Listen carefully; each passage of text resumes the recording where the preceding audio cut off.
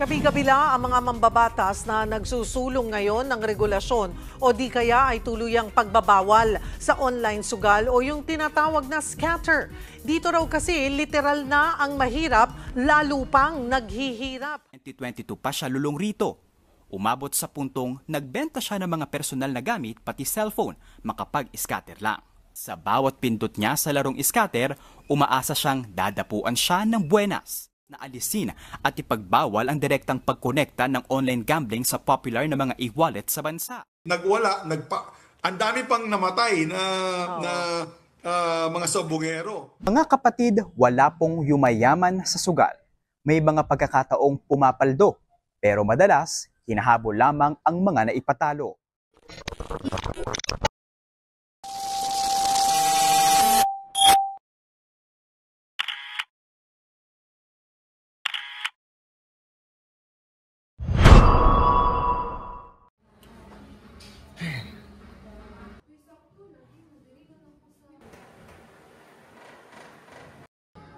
Ayan! Han! Wala na tayo pagkakaroon! Saan na lang eh? Ay, kabala ka. Naku, Isbildo. Bakit natulog ma? Kani? Kagamay na ba ani? Di man ni maigo sa atong kuryente ug tubig? Ay, kabala ka. Pagkita na kumaagi. Han? Mga ka? Mag-market sa ako, wala na tayo pagkaon. Ay, sige. Amping!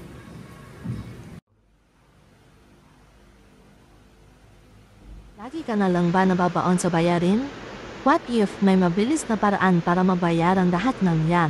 With SpinWin Online Casino, pwede kang maglaro kahit saan, kahit kailan, at manalo ng big cash prizes. Imagine, isang spin lang, bayad agad ang kuryente at renta mo. Huwag ka na maghintay ng sweldo mo. Huwag ka na mismo gumawa ng sarili mong payday. Sign up na and get your instant bonus. Baka next spin mo, life-changing na. SpinWin Online Casino, sagot sa lahat ng bayarin mo. Try ko nga. Uy! Hando! Han? Han! Ito ako, Han! Ha? Ilang ka? Pila? Pila nga?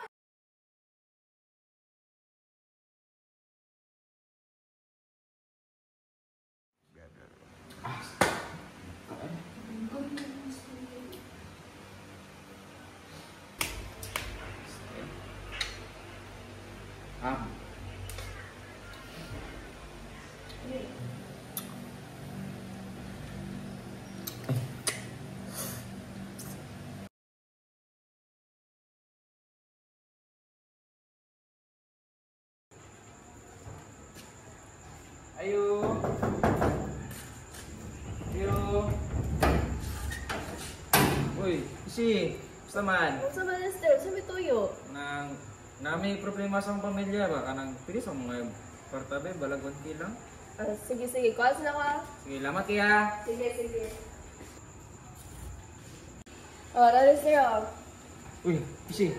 Lamat kay Kisi ha. Okay kagtabang sa mga. Salamat. Sige, bye.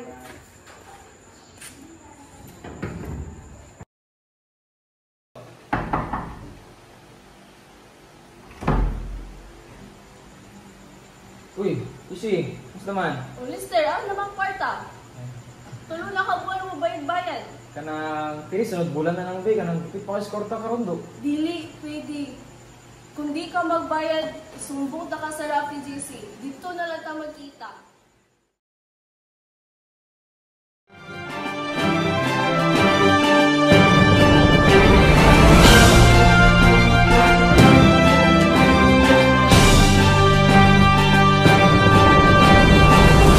Ano nga pala yung may problema natin, Miss Kishi?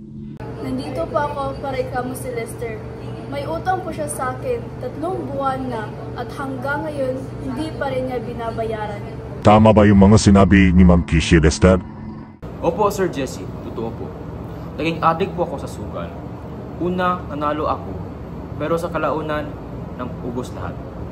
Napilitan po ako mangutang kay Kishi, pero ngayon, hindi ko na mabayaran.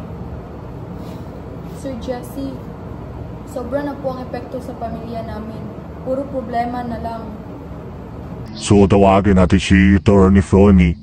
Attorney Floney. Attorney Floney. Ano ang masasabi mo sa sitwasyon na ito? May utang si Lester na 3 buwan ang hindi na nababayar. Na po ang magandang gawin ni Ma'am Kishi, Attorney Floney. Ganito po yan. Una sa lahat, ang utang ay may legal na obligasyon na dapat bayaran. Ayon sa Civil Code of the Philippines, kapag nangutang ka, may obligasyon ka magbayad sa tamang oras na pagkasunduan. Kung hindi makabayad si Lester, pwedeng mag-file si Kishi ng civil case for collection of sum of money. Ibig sabihin, dadaan sa korte para maobliga si Lester na bayaran ang utang kasama ang interes kung napag-usapan nila. Kung may kasulatan o resibo silang pinirmahan, mas malakas ang ebidensya.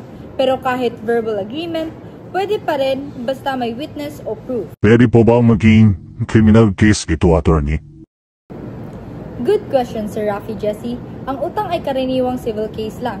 Hindi ito agad nagiging criminal case maliban na lang kung may panloloko o estafa involved. Halimbawa, kung nangutang si Lester gamit ang fake identity o sinadya niya talagang hindi magbayad. Pero kung simpleng hindi siya nakabayad dahil natalo sa sugal, civil case lang ito at hindi siya makukulong dahil sa pagkakautang. Ang mangyayari, obligado siyang bayaran either through installment, garnish ng sahod o iba pang paraan na pwedeng i-order ng korte. Paano naman po sa part ng online sugal, attorney? Legal po ba yun? Isa pa pong mahalagang punto, ang online gambling ay regulated dito sa Pilipinas.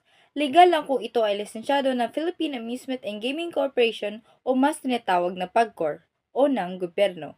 Pero marami palang illegal gambling website na nag-ooperate at kung doon natalo si Lester, wala siyang habol legally kasi illegal activity iyon. Bukod pa roon, may danger na pumasok siya sa gambling addiction at ayon sa studies, ito ay recognized bilang behavioral disorder. Kaya hindi lang pera ang problema rito, kundi pati mental health at family relations. Para kay Kishi, pwede siyang mag-file ng demand letter muna. Sulat mula sa abogado na nagre-request ng bayad.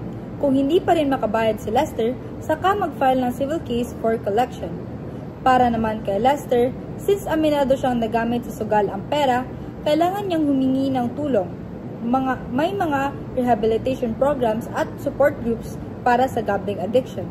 Maaari rin siya mag-seek ng financial counseling para matutong mag-budget at umiwas sa utang. At pinaka-importante, kailangan ng commitment mula sa kanya at suporta mula sa pamilya para tuluyang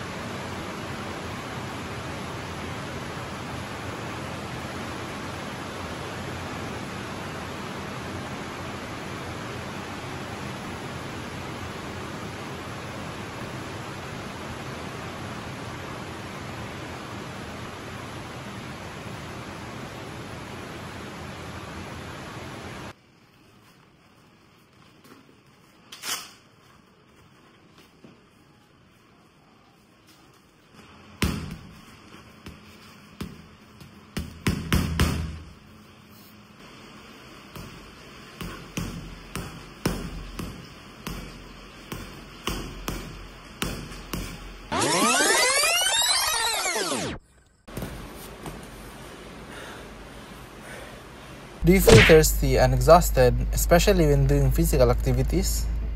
This product is what you need. It consists all vitamins and minerals to boost your energy. Helps to restore the lost electrolytes and keeps you hydrated. Can reduce mental fatigue. Energizes your mind and body.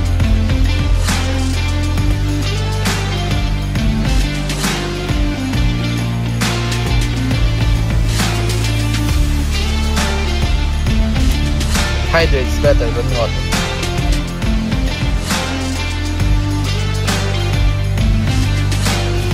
And helps improve performance. Gatorade fuels you forward. Oo po, Miss Kishi, ano pa ba yung gusto mangyari? O-file pa ba kayo ng kaso laban kay Lester o may iba kayong nais? Sir Jesse, gusto ko lang naman mabawi ang pera ko. Pero higit sa lahat, gusto ko rin matigil na si Lester sa pagsusugal. Kasi halata naman nasisira ang pamilya nila. So, ayon Lester, malino na gusto ni Ma'am Kishi ang pera niya at gusto ka rin man bago. Ano ang masabi mo ngayon? Pasensya talaga, Kish, Sir Jesse, tsaka Ann. Sobra talaga ako na sa sukan. Gusto ko na magbago. Han, susuportahan kita. Basta, seryoso ka na sa pagbabago. Sir Lester, may mga pwedeng tumulong sa iyo. May DOH and Mental Health Addiction Services at meron din mga support groups tulad ng Gamblers Anonymous. Pwede ka rin mag-counseling o mag-seek na rehab. Ang importante, putulin mo na ang access mo sa mga gambling apps at humanap ng mas healthy na pagkakitaan. Tandaan mo to, Lester. Di birong epekto ng sugal. Sana seryosoin mo to.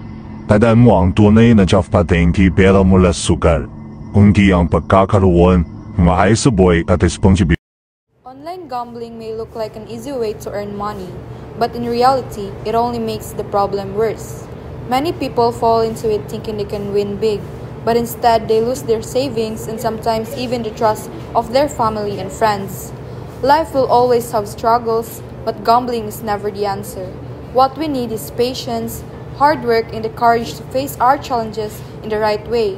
If we know someone dealing with gambling addiction, let's not judge them.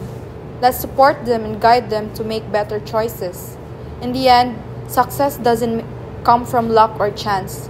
It comes from effort, responsibility, and making decisions that will secure a better future for ourselves and our loved ones.